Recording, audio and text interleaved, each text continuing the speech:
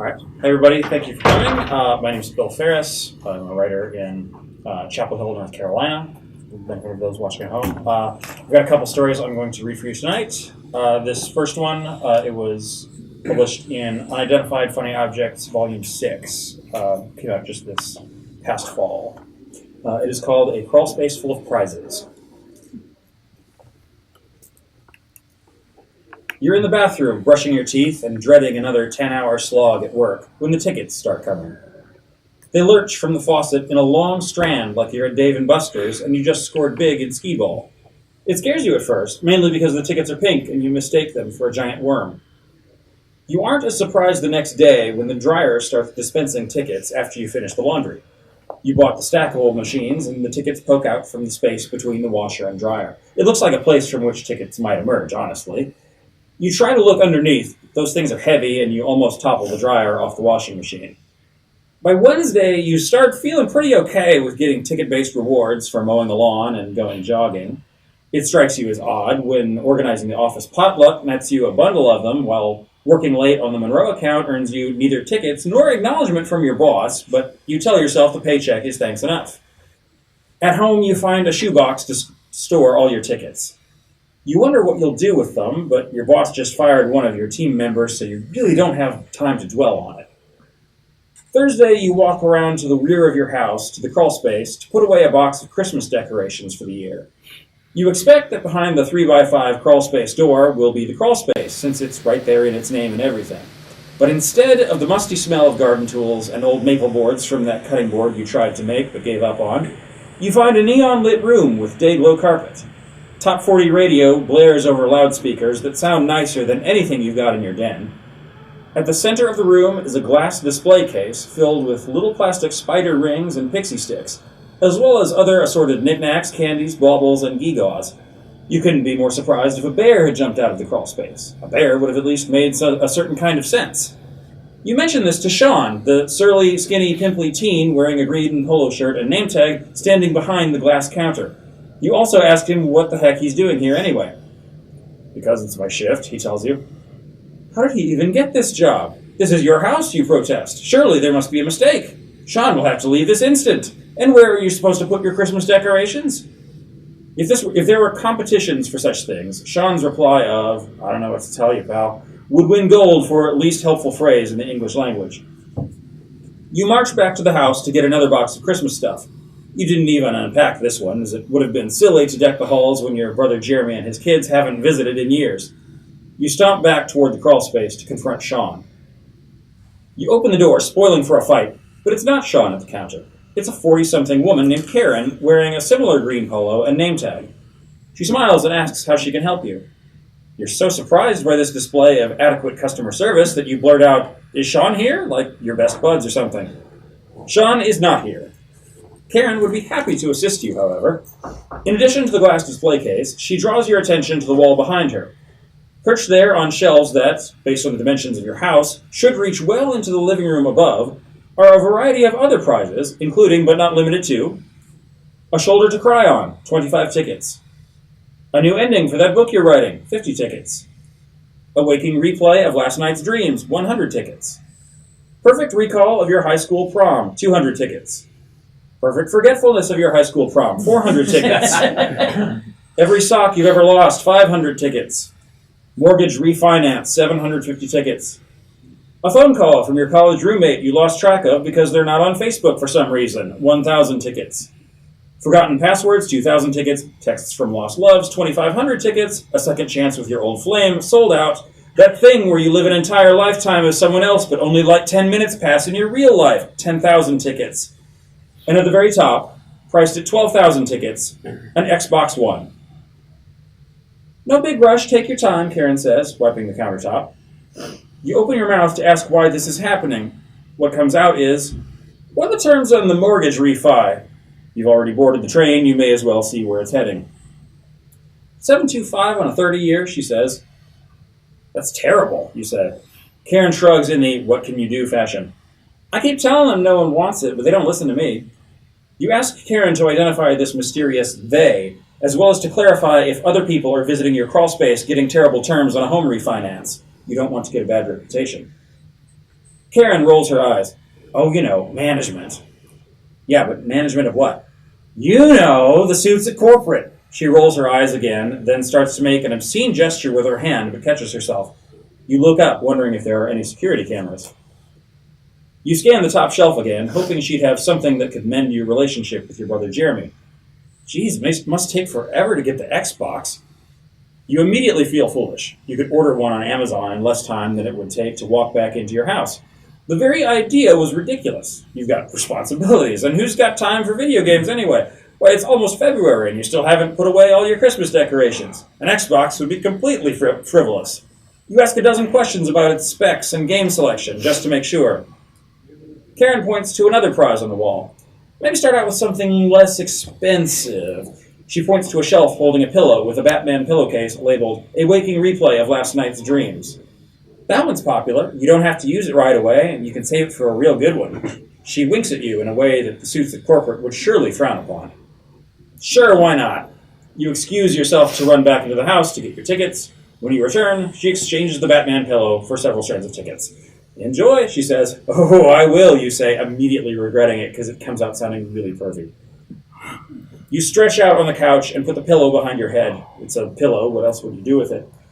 You brace yourself for your dreams to flood your mind, letting you experience them again, alert, with your full cognitive abilities to view them, like a first-year film student analyzing Fitzcarraldo. Your dreams burst into your conscious mind with all the ceremony of a process server knocking on your door to serve you with divorce papers. You cringe as you watch your dream self running late for work and struggling to get dressed, each shirt button like a Rubik's Cube in your sausage fingers. It goes on like this for 5 minutes. You wonder if it gets more interesting toward the end. It does not. In your next dream, you're stuck in an elevator. The good news, you're there with your brother Jeremy, all the old arguments forgotten. The bad news, you've really got to go to the bathroom, and you're very sure you're about to pee your pants in front of your brother, whom you suddenly realize is also the governor of Nebraska. The dream ends there. Immediately, you look up Jeremy on Facebook and confirm that he's doing well, though not so well as to be governor of Nebraska. For the 1000th time, you start typing an email to him. For the 1000th time, you save it in your drafts folder to finish later. You hear a beep. The smoke detector is crying out for new batteries. Usually, you'll ignore it until it wakes you up 2 hours before your alarm goes off in the morning, so you can't get back to sleep. But this time, you rush to it like it's a baby crying for a bottle. As soon as you snap the plastic cover back into place, a long rope of tickets staggers out from the side. You go to your shoebox and retrieve a fistful of tickets and speed walk back to the crawl space. Karen is there again. She asks if you'd remembered your dreams. You lie and say you're saving it for your recurring dream about having a beach house in California. Sure you are, she says, winking again. You suspect the suits at corporate HR have a good-sized file going on Karen. Your eyes stray to the Xbox, but you look away before you can imagine the fun of blasting bad guys to smithereens. I'll take the phone call from my college roommate, you say, shoving a heap of tickets toward Karen like you're going all in on a game of Texas Hold'em. You must have looked up your roommate Mike 24 times to no avail. The first thing you plan to ask him is why he isn't on Facebook. Your phone buzzes. An unknown caller from your old college area code. Your adrenaline spikes as you say, "Hello? I'm so happy to talk with you today. As you know, your degree has set you up for a great career. Now is a perfect time to think about making a gift to the Alumni Association." Mike, is that you? I'm sorry. Is this Mike? No, sir. Sorry, my name's Toby. Toby. Did you live in Stout Hall your freshman year? Yeah, wait. Oh my God, I didn't even recognize your name. How you doing? Wow! You'd lived with Toby in the freshman dorm back when you were pimply teenagers. The two of you had combined to create the messiest room on the second floor, after which you mutually decided it was best you both find different living arrangements the next year. Toby was a decent guy, and you wished him well, but you were pretty okay with never hearing from, speaking to, or thinking of him again. You were glad to find out, however, that he'd married and thrice impregnated his then-girlfriend, who'd spent about as much time in your room as you did. You're about to hang up when you realize Toby probably works on commission, and you'd be a real jerk if you let him invest that much time without coughing up a donation. You pledge an annual gift of $100, making a mental note to go to the Alumni Association website and cancel next year's donation as soon as you hang up. You put your phone away and see Karen's smiling face. Nice to catch up, isn't it? You lament you'll have to harvest the donation money from your Florida vacation budget, not that you have time to take it, given how your recent performance review at work went. Good times, you say. See anything else you like? Oh, that's enough fun for one evening. You head back inside the house, dwelling on the fact that you're 1,000 tickets further away from the Xbox, not that you want one, of course. You forget about canceling the donation, instead adding up all the tickets in your shoebox. A paltry 308. You vow not to visit the crawl space again until you've saved up enough for something really great. Naturally, you get up early the next morning and blow half your tickets on new endings to the book you've been writing. Karen and Sean are both working, and you're astonished how thoroughly they know every character, every theme, every plot point you've written. You're equally amazed at their horrible suggestions. Now, you like evil twin stories as much as the next person, but who ever heard of an evil octuplet? Who is also a reverse vampire? After Sean suggests a surprise witness in a murder trial you're pretty sure he cribbed from Perry Mason, you thank them for their time, spend 50 tickets on Smarties and a licorice rope, and head to the office 90 minutes late. You and your boss agree it's your least productive day in years. The endings were that bad. You don't visit the crawl space for 2 weeks as you sweep, scrub, and scour every inch of your house. You start each day with push-ups, sit-ups, and a 2-mile jog, then head to the store to get donuts for your coworkers. You change your AC filter. You rotate the tires on your car. You rent a carpet cleaner and almost get crushed by it as you drag it back to the first floor. The shoebox can no longer contain all your winnings. Your tickets now reside in a laundry basket, which wasn't getting used anyway because you washed every piece of clothing in the house, even the summer clothes you'd boxed up months ago. You remind yourself you wouldn't be getting this much done if you bought the Xbox, would you? You put it out of your mind. You still earn 0 tickets for doing your actual job at the office, but your boss's reaction to your work tells you that's just as well. You do score several tickets for finally emailing Jeremy a Russian novel's worth of grief, anger, pleading, and forgiveness. You earn a few more for reading his reply, which states in its entirety, letting you know I got your letter. This is all I have to say. You grab the laundry basket and hustle to the crawl space, surprised at how heavy 13,000 tickets are. Sean and Karen are arguing about who should take out the trash. They stop when they see you. Karen smiles. Hey, stranger, how have you been? I want the thing, you say, the live another life deal. Oh, I love that one, Karen says, grabbing a long stick with a grabber at the end. It grabs what appears to be an old imitation leather suitcase. Sean turns toward Karen and scowls. We're supposed to present some options. Maybe he wants the Xbox. That's what I'd get. Sean must have seen you looking at it again. He didn't ask for the Xbox, did he? Besides, it's more expensive. Well, instead of one boring life, you can have 2, Sean mutters. Karen shoots him a dirty look. I could buy an Xbox anywhere. What's so special about it, you say? Nothing, Sean says. There's nothing special about any of this stuff. Sean, Karen says, looking toward a dark corner of the room. You again wonder about security cameras. Living an entire lifetime with someone else isn't special? Sean rolls his eyes. What's wrong with the life you got? I don't know, it's fine, really, you say, fishing in your pocket for the pocket knife Jeremy gave you for your 14th birthday. It'd just be nice to get a do-over on some stuff, you know? I could do less of the dumb things, more of the cool ones. Are you saying it doesn't do that? Karen clears her throat. Sean rolls his eyes. I'm not saying anything, he says.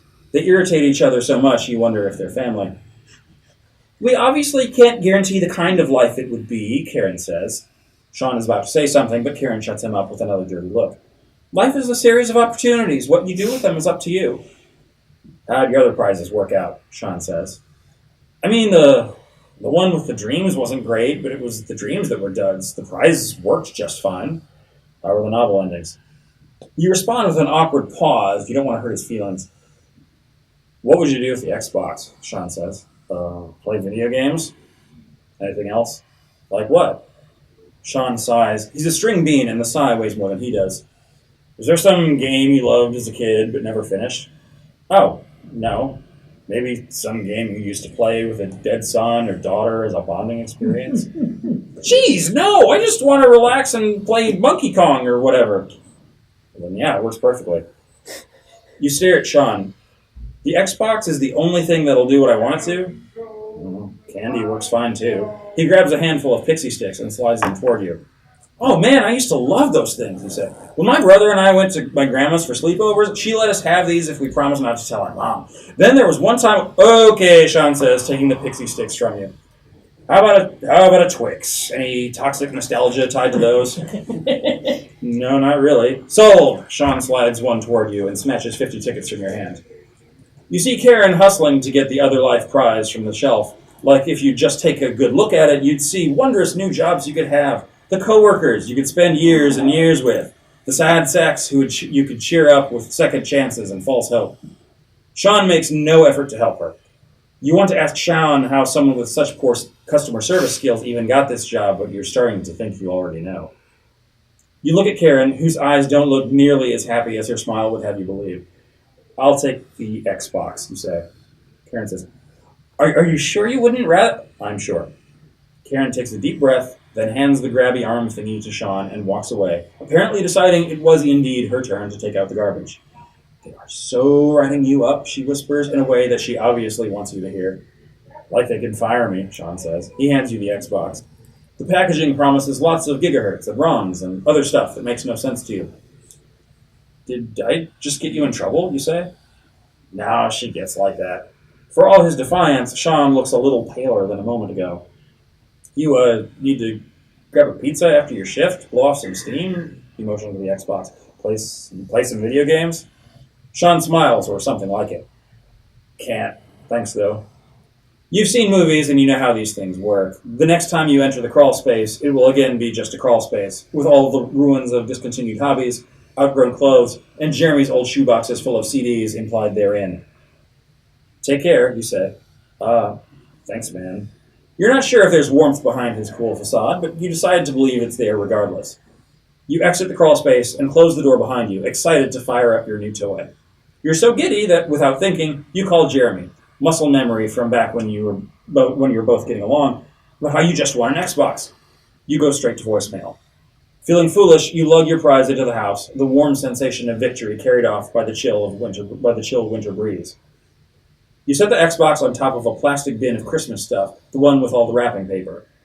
A thought occurs to you. Instead of opening the box, and before you can change your mind, you wrap it in paper festooned with snowmen and holly branches. Jeremy's kids will love it. Well, probably. Do they even like video games? But isn't it your duty as an uncle to give loud, obnoxious gifts? You'll ask Jeremy that when you show up unannounced at his door with a belated Christmas present. You laugh thinking about how mad he'll be when he sees you. On some level, Jeremy will appreciate that. An Xbox can't change what happened, but it might be enough to get you through the front door, and it's about time you two got things fixed. Speaking of doors, you run outside to check on the crawl space. The movies did not lie. Your disorganized junk is right where you left it.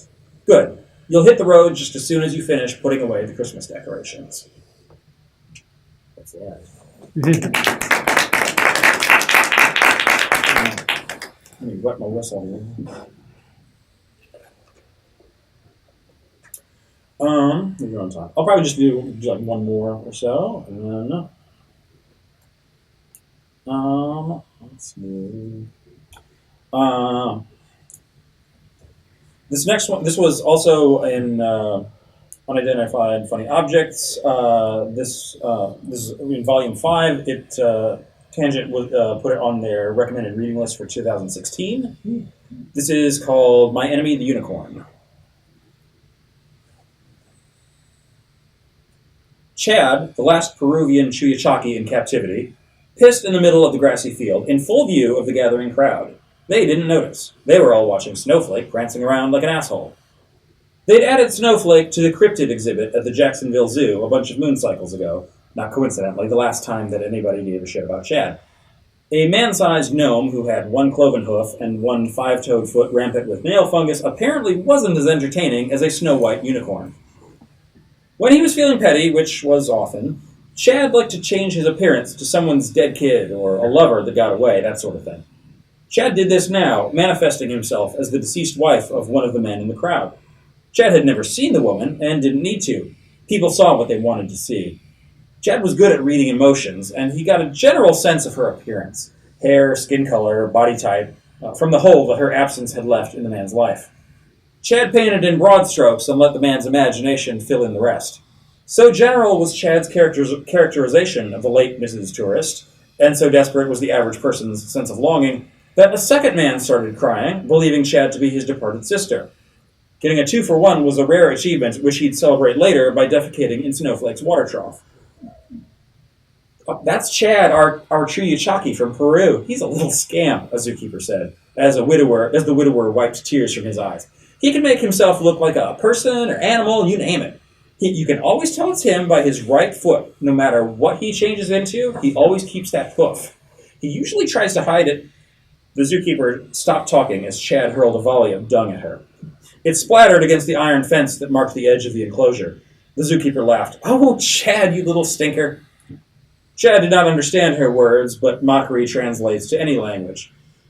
"Freeze colon insulin choosel," he said, in a fair approximation of the zookeeper's voice. It was gibberish, but it sounded enough like words that one of the men started crying again. The Marks heard what they wanted to hear, too. Snowflake reared up on his hind legs and whinnied, kicking his forelegs like he was trying to climb an invisible mountain. The people rushed toward his side of the enclosure, setting a new record for the largest number of rubes being so easily impressed.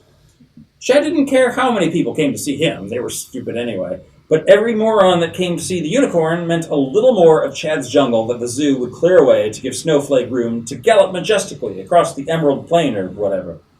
You put horns on a sheep, it's a goat. You put horns on a dolphin, you got a narwhal. You stick a horn on a horse, it's a magical unicorn. What a scam.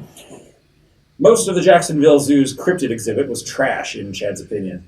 Take the griffins, a bird-lion hybrid that sounded scary as hell until you saw them spend all day cleaning their feathers, gnawing on goat carcasses, and talking trash about how tough they were.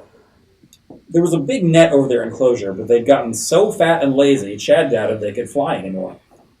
The zoo didn't even have good mermaids. They settled for the freshwater kind. What was the draw there? Chad could mimic any creature in the zoo, mostly. A one-hoofed mermaid flopping on dry land was admittedly not his best work. He sometimes wondered if he'd fare better trying to pass as another creature on a permanent basis before the zookeepers cut down his jungle altogether. He got along well enough with most creatures, but even if he could maintain the facade, he doubted anyone would consider him a full-fledged member of their team. Sure, Chad's hobby was pathologically exploiting the deepest hurts of their souls, but still. Chad ambled over to Phlegethon River, which snaked through the entire cryptid exhibit, from the Chinese dragon pen to the Phoenix aviary. Chad dismissed it as a narrow lake rather than a river. He was from the Amazon and therefore a snob about such things. He cupped a hand into the cool water and raised it to his lips. "Hey, sugar," someone said. Chad looked up just in time to get splashed in the face. It was Lily, one of the mermaids. She smiled, showing off her big dimples and multiple rows of pointy teeth. "Hey, Lily." None of the zoo animals had originally spoken the same language, but when you're together long enough, you pick things up. Without another Chuyachaki to talk to, he had to interact with the other animals to stay sane. Lily pushed herself up onto the bank and hand-walked forward to where it was too shallow to swim. "Why the long face, Dumpling? That mean old unicorn again?" Chad slurped another handful of water. "He's not mean, he's just a stuck-up idiot." "I swear, I keep inviting him in for a swim, but I guess he's got more important things to do." "Yeah, like staying alive," Chad says. Lily feigned outrage. "Mr. Chad, I'm sure I don't know what you're talking about." She splashed some water in Chad's direction. She and her friends were practically locals, rounded up in the Florida Everglades. Boat propeller scars crisscrossed her tail, and her arms bore marks from several tangles with alligators, or so she said. Gators or not, Chad had heard enough about the swampland to know the food chain was rough down there, especially after dark. If Lily wasn't at the top of it, Chad didn't want to meet the thing that was. Lily gave Chad a coy look. "I'll bet he'd dip his hoof in it if you ask nicely." Chad laughed out loud. "No, I think he's finally figured out who's been pooping in his water trough." "Maybe if Raindrop asked him." Snowflake had been the zoo's lone unicorn since his mate, Raindrop, broke her leg. The scuttlebutt was that the zookeepers had used their gun on her, then split the carcass between the griffins, tigers, and bears. This had come from Lily and her friends, though, and they were full of shit half the time, and at least half full all the time. They told Chad all sorts of things, like if he'd been taken to any other state, he'd have rights as a person. But like most creatures of arcane genetics and questionable legality, he'd ended up in Florida. Chad shook his head. "He's annoying, but I don't want him dead." Back in the Amazon, Chad's favorite pastime was to change himself into a person or animal and get hikers to chase him through the jungle until they got themselves hopelessly lost. Not all of them found their way back again, of course, but it was a game. Chad had never actively tried to kill someone. "What if I granted you a wish?" Lily said. "What?" "You heard me. Everyone knows mermaids grant wishes." "Well, that's what they say, but I figured if you could, you would have wished yourselves the hell out of here." Are you kidding? I love this place. I got friends, the people want to talk to me. It's great. Lily claimed she could talk like people. Chad would have assumed it was just another case of Lily taking liberties with the truth if he hadn't seen people blush or get visibly angry over what she said to them. Talking to those jerks out there, big deal. Fine, wish yourself somewhere else. You can do that. Chad imagined himself back in the Amazon, running free among his own kind and never again having to worry about humans clearing away his rainforest. Even if I couldn't, Lily said, you ever tasted unicorn meat? Nope, you? No, she giggled and then whispered behind, I think we're about to. Lily held her fingers on the water's surface to mimic a pair of legs. Tonight, when it's dark, just lead him into the water. Get him deep enough where me and the girls can swim. We'll save you a leg so you can finally have 2 hooves. Oh, you're hilarious. I'm hungry enough to eat 2 unicorns, so don't keep us waiting.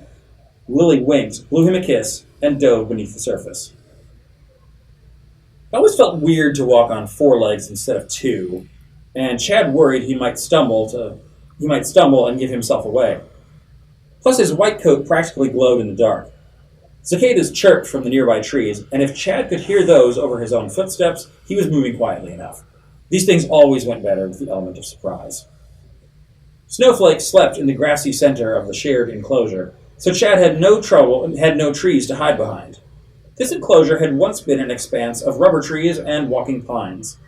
The zookeepers had taken half of Chad's jungle away when they brought in Snowflake and Raindrop, then later half of that as well. Why they stuck the unicorns with the Chuyachaki was anyone's guess, but Chad thought it was because a Chuyachaki was the most expendable. He wondered if they would grow new trees once Snowflake was gone. Transformation-wise, a unicorn was outside of Chad's range of mass, which was roughly between Jaguar and a human child. He didn't see this as a problem. The appearance of a unicorn of any size would be enough. Snowflake would see what he wanted to see. When he was a gallop away, Chad said in his best approximation of Raindrop's voice, "Wake up, my love!" When Snowflake didn't move, Chad trotted over and poked him with his horn. Snowflake opened his eyes and shook. Chad trotted back to a safe distance. He snorted when he saw Chad. "Raindrop?"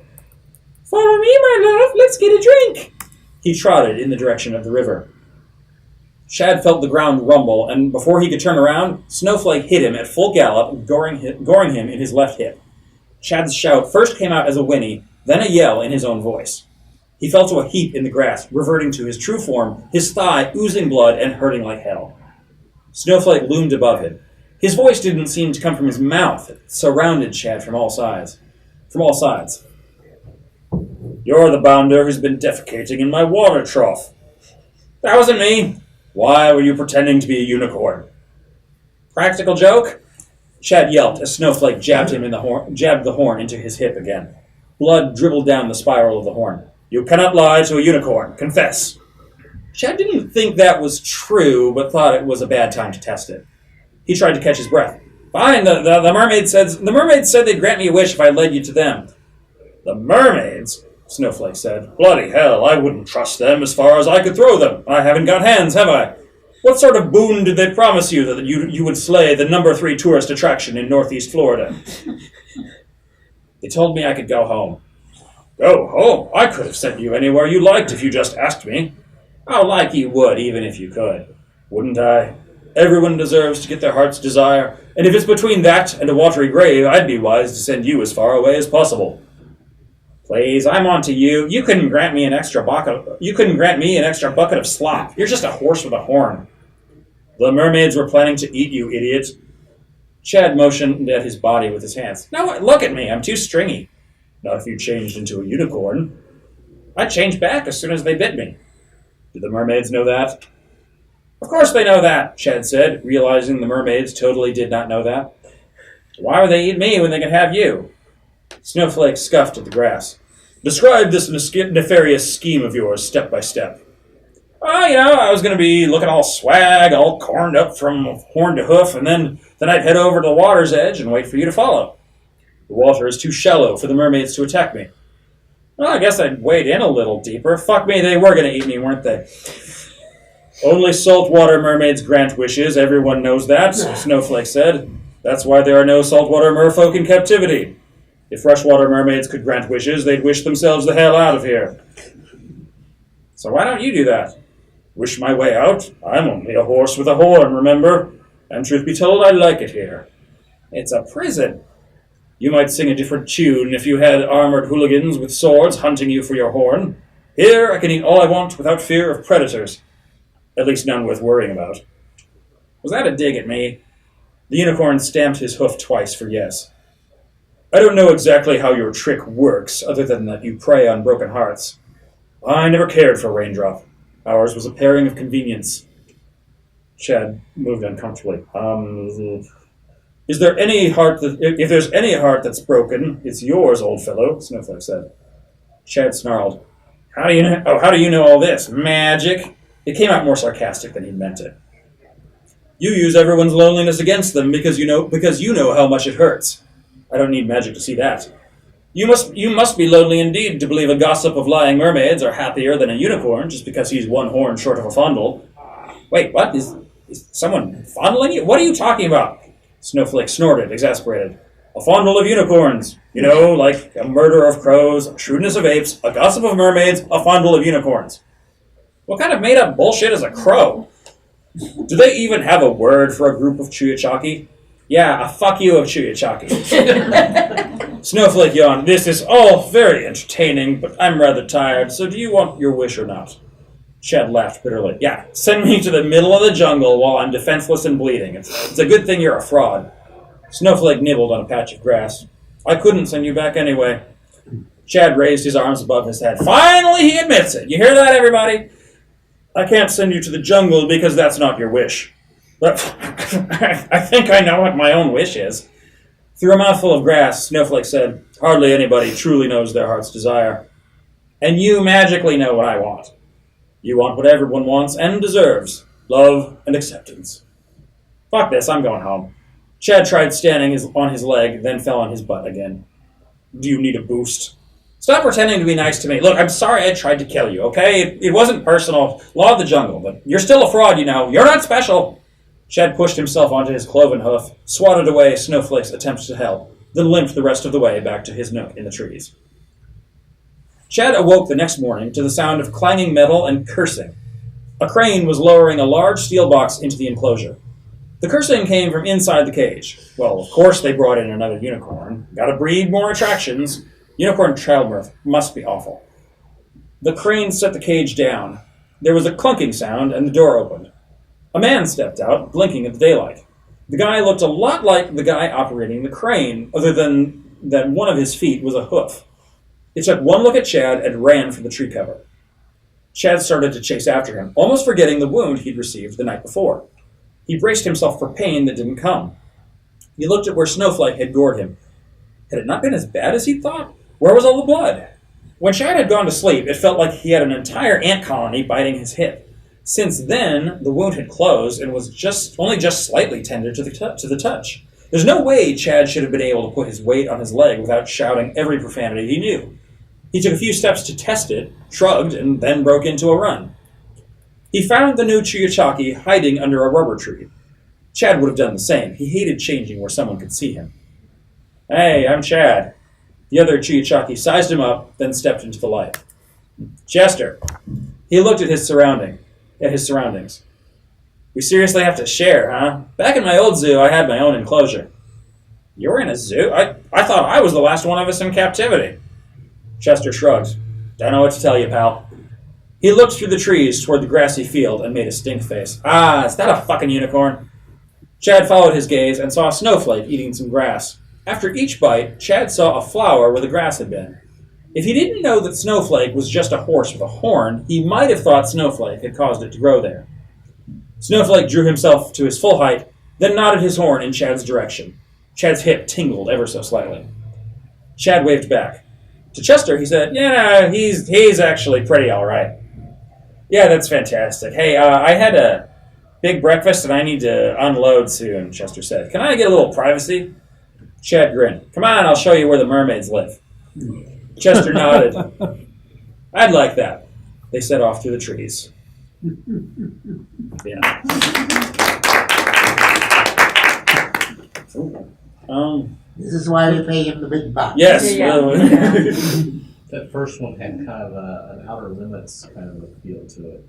Oh, thanks. Yeah, I had never really written second person stories before, and then I wrote 2 in a row for some reason. It was just they just kind of wouldn't work any other way, and I tried them because I didn't want it to become a gimmick or something that I was using, but yeah, they just seemed to work best for some reason. I don't know. But, yeah. Any questions or comments or what have you? Where'd the inspiration for the second one come from? That was. I honestly don't remember. I think just. The fact I think I just. So much of the simple tasks you do around the house are completely unrewarding. And, I mean, other than having a clean house or what have you. But I would often think it's fun to try and make some kind of a game out of it. If I can do this, this, and this by this amount of time, I'll get myself. I can have a Little Debbie zebra cake or some ridiculous reward or something like that. Then I thought, if only there was some magical way to automate this. And then I created a magical way to automate this. So there we go. Are tree chockies or do they actually exist in South American mythology? They do. They are as real as unicorns. That's interesting because in a lot of African mythology, there's also a very similar creature that can shape change, but then you can always tell it by the cloven hoof. Ah, that's cool. Yeah. Are they called the same thing, or there's a different name for it? I forget the name. I'd have to look that up. That's cool. Yeah. I looked up Mark from our writing group. He had given me a writing prompt, and I actually wrote the bulk of this story at Illogicon 2 years ago. So I was reading the following Tuesday, and I didn't have something, and he gave me the writing prompt was something like Peruvian cryptid, Ursa species or genus or whatever, and then some third thing that I don't remember, some third thing I don't remember. But then it just kind of started going.